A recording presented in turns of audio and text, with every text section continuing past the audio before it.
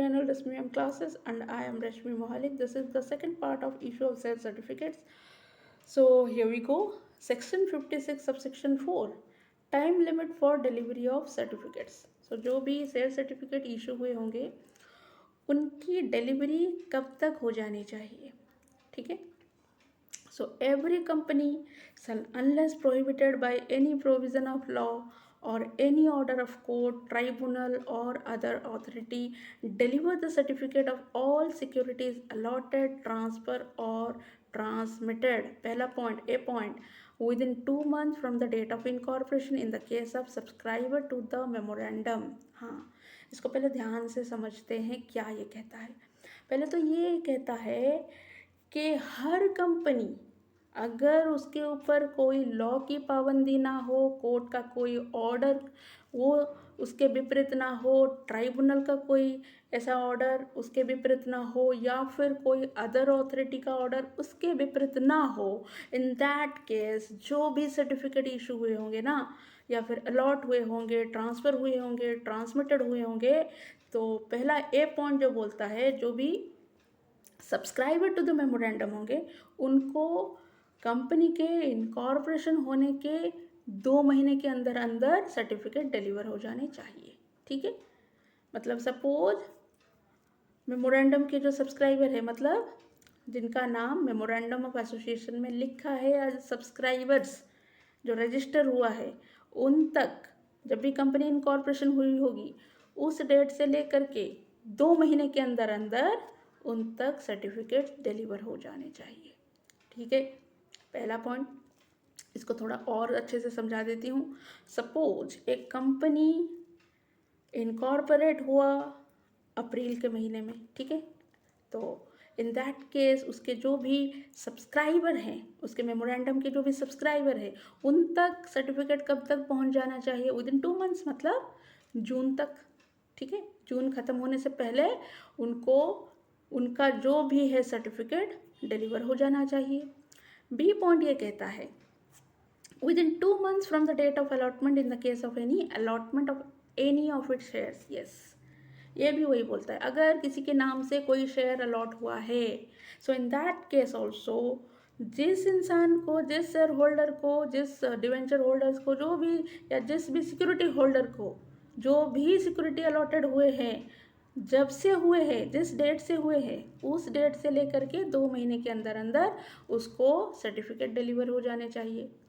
C point ये कहता है within 1 month from the date of receipt of instrument of transfer और of intimation of transmission in the case of transfer और transmission of securities. Yes, अगर securities का transfer का case हुआ, transmission का केस हुआ, इन दैट केस जब से डेट ऑफ रिसिप्ट, मतलब इंस्ट्रूमेंट जो ट्रांसफ़र हुआ उसमें जो डेट ऑफ रिसिप्ट है, ठीक है, जो भी डेट मेंशन है, उस डेट से लेकर के 1 मंथ के अंदर, या फिर जब से ट्रांसमिशन होने का इंटीमेशन मिला उस डेट से 1 मंथ के अंदर अंदर डिलीवरी ऑफ सर्टिफिकेट्स हो जाने चाहिए.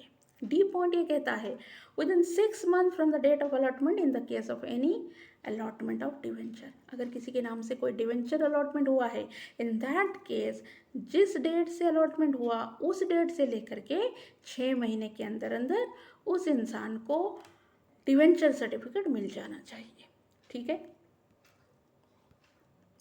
Now come to Rule 6, Sub-Rule 2, Clause C, time for issue of duplicate share certificate. Yes, अगर किसी को डुप्लीकेट शेयर सर्टिफिकेट इशू हुए होंगे तो उसको कब तक वो सर्टिफिकेट मिल जाने चाहिए? इन दैट केस ये कहता है, 2 केसेस है भाई. पहला है अनलिस्टेड कंपनी का केस, दूसरा है लिस्टेड कंपनी का केस, ठीक है. सो पहला तो अनलिस्टेड कंपनी का अगर केस हुआ, इन दैट केस जब से जो सारे के सारे कंपनी के जो भी कंप्लीट डॉक्यूमेंट्स है जब से सबमिट हुए उस डेट से लेकर के 3 महीने के अंदर अंदर डुप्लीकेट शेयर सर्टिफिकेट डिलीवर हो जाना चाहिए, ओके. या फिर time for issue of duplicate share certificate, time मतलब डुप्लीकेट शेयर सर्टिफिकेट इशू हो जाना चाहिए. अगर लिस्टेड कंपनी का केस हुआ, इन दैट केस जिस डेट से पूरा का पूरा डॉक्यूमेंट सबमिट हुआ उस डेट से लेकर के 45 डेज़ के अंदर अंदर, ठीक है. Issue of duplicate share certificate हो जाना चाहिए. Now come to provision 2 section 56 subsection 4 intimation to depository.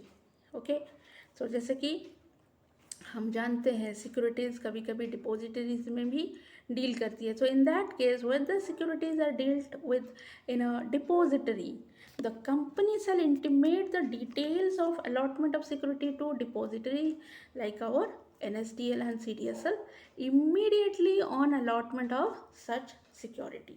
ठीक है, अगर कंपनी सिक्योरिटीज़ को डिपॉजिटरी के थ्रू डील करवाती है, इन दैट केस जब से वो सिक्योरिटी अलॉटमेंट हुआ, ठीक है, जब से हुआ तो इमीडिएटली सारे के सारे detail of allotment of securities depository के पास पहुंच जाने चाहिए.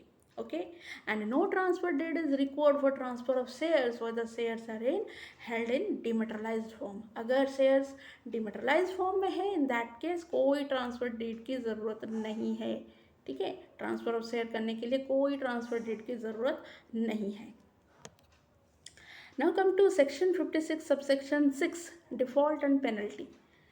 जो सेक्शन 56 हम पढ़े हैं उसमें अगर कोई भी डिफ़ॉल्ट होता है तो इन दैट केस उसके लिए पेनल्टी क्या है. पहले तो कंपनी अलग, ऑफिसर्स अलग. तो कंपनी के ऊपर चार्ज होगा फाइन, जो कि है 25,000 रुपये से लेकर के 5 लाख रुपए तक.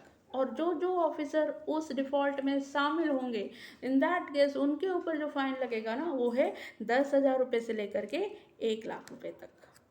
Now come to significance of share certificate. भाई हमको क्यों ये शेयर सर्टिफिकेट की इतनी ज़रूरत है, इसका कोई ना कोई इंपॉर्टेंस तो होगा. तो पहला तो ये है एक केस है.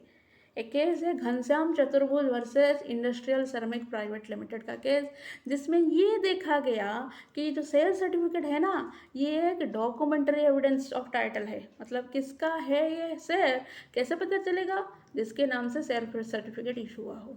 ठीक है, जैसे हम पढ़े थे share certificate act as a prima facie evidence. ठीक है, so in the case of Ghanshyam Chaturbhuj versus Industrial Ceramic Private Limited, it was held that share certificate is the only document evidence of title, and that the share certificate is a declaration by the company that the person in whose name the certificate is issued is a shareholder in the company. Okay, and moreover when the company issues a certificate, it hold that the fact contained therein are true. जैसे कि हम पढ़े थे share certificate में पहले तो share holder का नाम होना चाहिए, एड्रेस होना चाहिए, कितना शेयर वो खरीदा है वो होना चाहिए, कितने पैसे वो दिए वो होना चाहिए. तो ये माना जाता है कि जो जो शेयर सर्टिफिकेट में लिखा होता है, the fact content are true, and any person acting on the faith of the share certificate can compel the company to pay compensation for any damage caused by the reason of any misstatement in the share certificate. तो जो भी person जिसके नाम से share certificate issue हुआ है, तो good faith में अगर देखा जाए, अगर उसमें कुछ भी कमी हो, कोई भी तरह का डैमेज हो, इन दैट कोई भी तरह का मिसस्टेटमेंट भी हो, तो जिस पर्सन को वो शेयर सर्टिफिकेट इशू हुआ होगा ना, वो चाहे तो कंपेंसेशन के लिए भी क्लेम कर सकता है. ओके, कंपनी के ऊपर. Now come to split certificate. ये भाई ये स्प्लिट सर्टिफिकेट क्या है. पहले तो स्प्लिट का मतलब क्या है. स्प्लिट का मतलब है सेपरेट. ठीक है, और ये सेपरेट यहाँ क्यों, इसकी क्या ज़रूरत है. तो पहले तो ये split certificate means A separate certificate claimed by a share holder for a portion of his holding.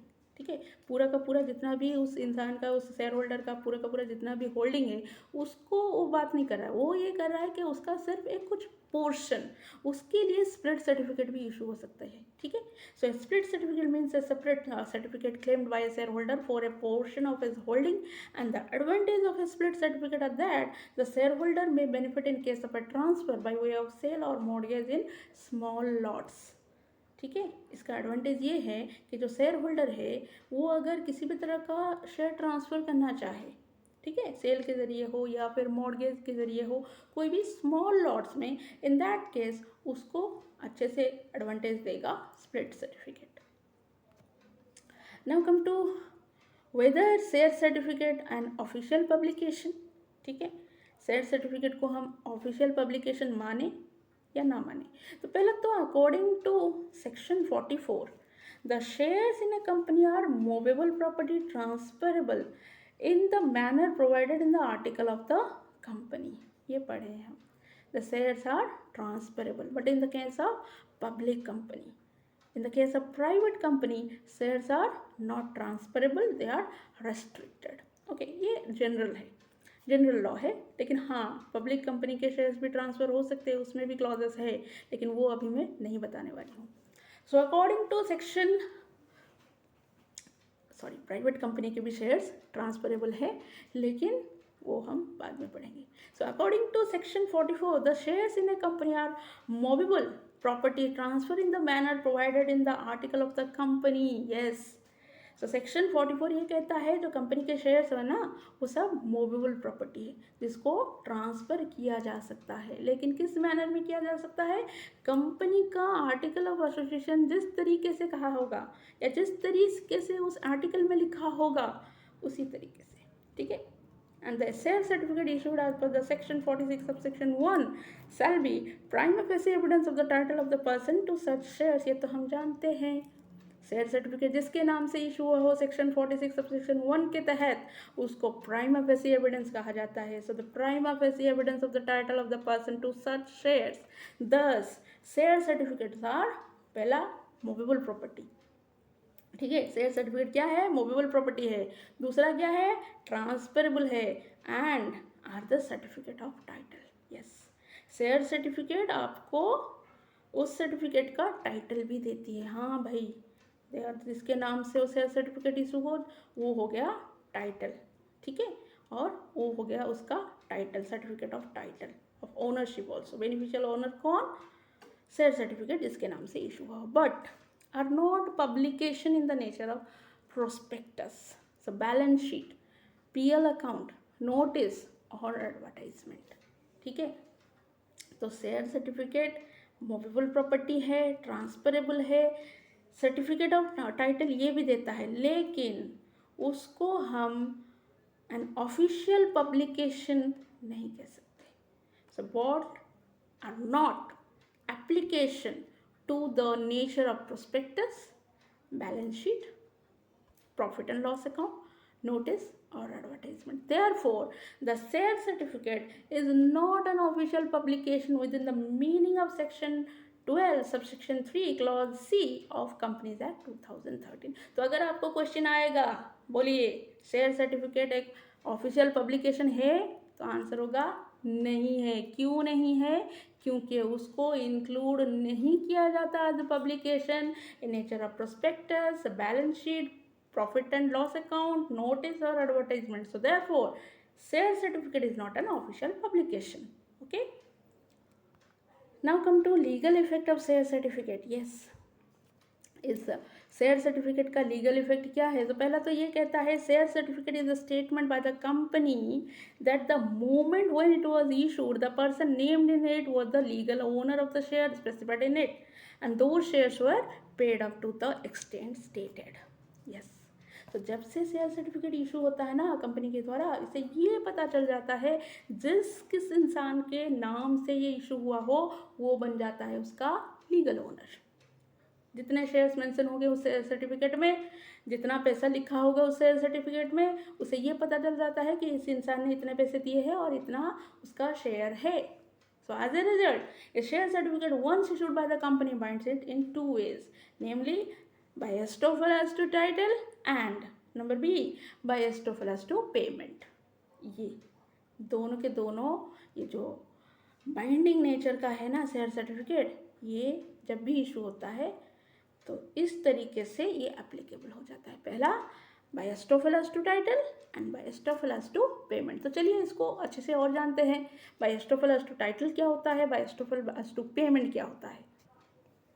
पहला एस्टोफल एज टू टाइटल। भाई ये एस्टोफल एज टू टाइटल क्या है, कोई भी समझेगा ना तो उसको पहले तो ये समझ में नहीं आएगा एस्टोफल क्या है, ठीक है, और एज टू टाइटल फिर क्या है।